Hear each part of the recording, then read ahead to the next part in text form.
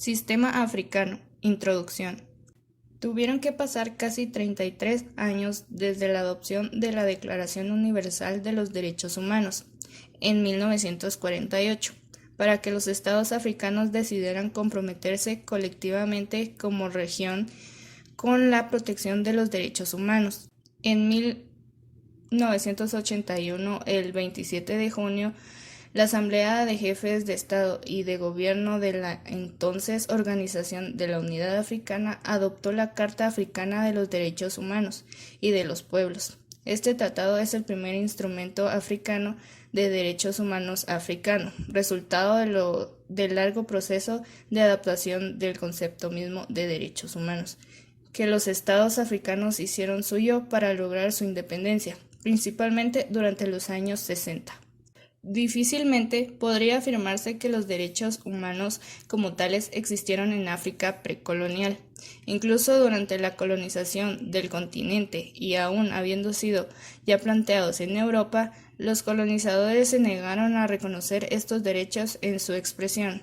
Sin embargo, a partir de la segunda mitad del siglo XX, fue inevitable que los países africanos, entonces colonias, proclamaran su independencia y soberanía abanderados para el derecho a la autodeterminación.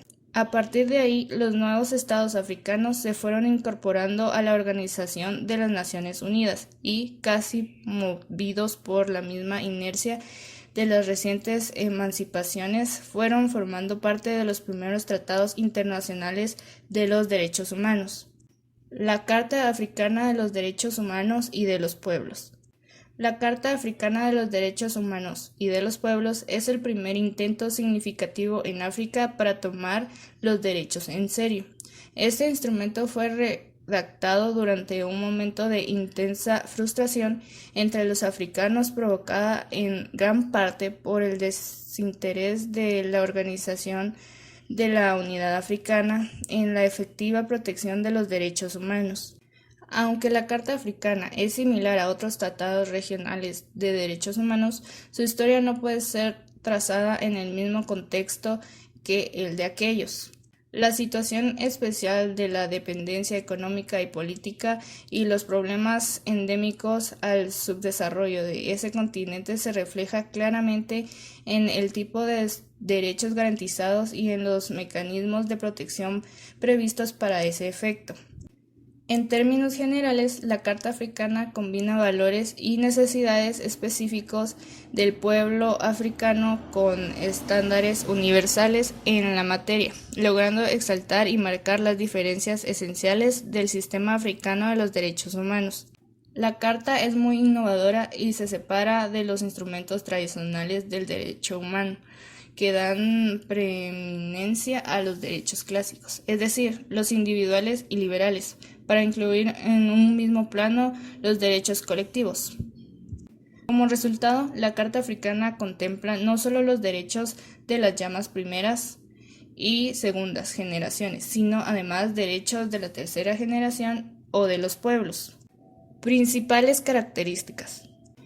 La Carta Africana se encuentra muy influenciada por sus instrumentos regionales predecesores, es decir, el Convenio para la Protección de los Derechos Humanos y las Libertades Fundamentales de 1950, Convenio de Europa, y la Convención Americana sobre los Derechos Humanos en 1969, Convención de América.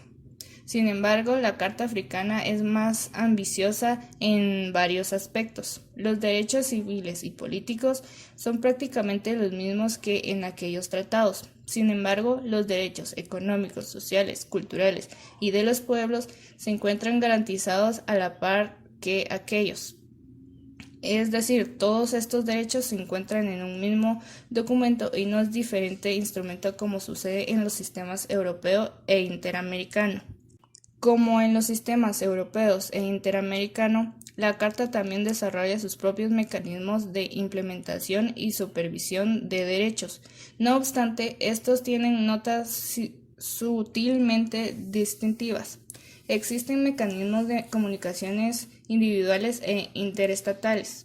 En este sentido, la Comisión Africana de Derechos Humanos y de los Pueblos órgano creado en virtud de la propia Carta, está facultada para recibir denuncias presentadas por los estados en contra de otros estados y de individuos en contra de los estados, en las que se aleguen violaciones a los derechos garantizados por la Carta. Por otro lado, la Carta también contempla un mecanismo de informes periódicos que se deben presentar cada determinado tiempo sobre la situación general en la que se encuentran los derechos humanos en su jurisdicción. Aunque este mecanismo existe en otros sistemas, en este ámbito africano los estados deben informar sobre cualquier tipo de derecho y no solamente sobre aquellos de tipo económico, social y cultural. Precisamente en este mecanismo se permite llevar a cabo un diálogo constructivo entre